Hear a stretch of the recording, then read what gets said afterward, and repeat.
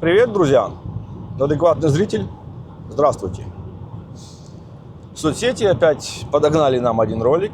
Адекватную женщину. Она стала свидетелем в Англии поведения украинских временно прибывших. Давайте посмотрим.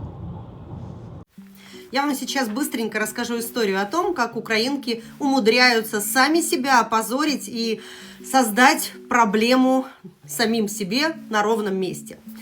Итак, ситуация следующая. Дело происходит в Англии.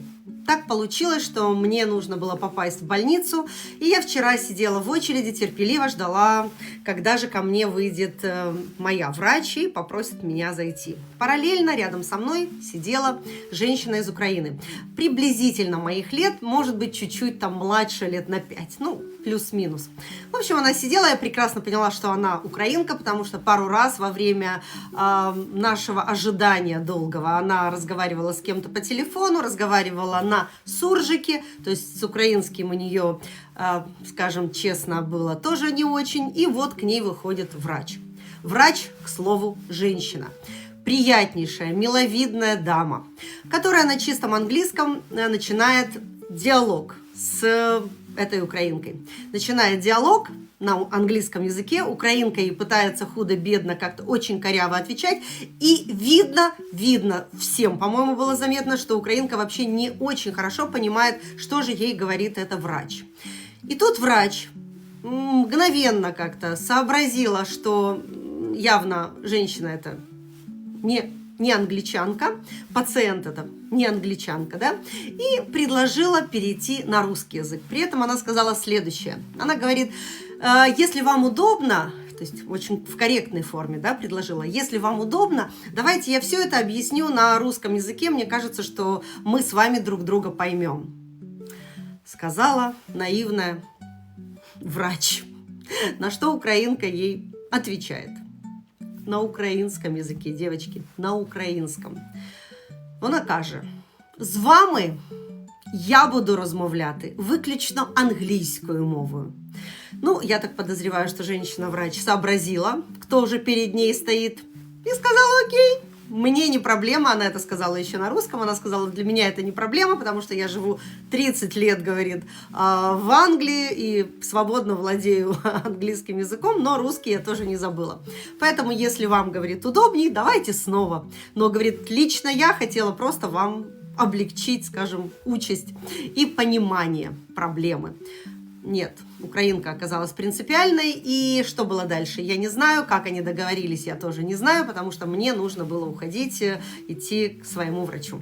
Вот, мои дорогие, это перед вами просто наглядный пример классической украинки, которая считает, что здесь, в Англии, тоже можно диктовать свои права и каким-то образом, возможно, пытаться переучить людей. Я не знаю, чего она добивалась. Она, наверное, хотела заставить говорить женщину, которая приехала из России, работать в Англию, заставить ее говорить на украинском или что?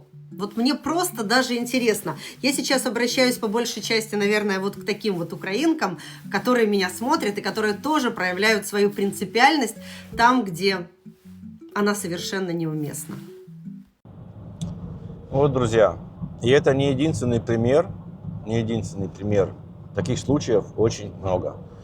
По крайней мере, по Германии встречаются, когда приходят временно прибывшие в джоб-центр, бюргобератунг, на оформление каких-либо документов, бумаг. И тупо стоят и они не могут на немецком, они не могут на английском, они на суржике. Но когда человек с ними работающий в этом амте начинает говорить по-русски, так как очень много русскоязычных немцев проживает и работает, занимают такие посты, они наотрез отказываются говорить на русском, они переходят только на свой суржик. Конечно, тогда митарбайтер, то есть рабочий этого амта, переходит с ними на немецкий.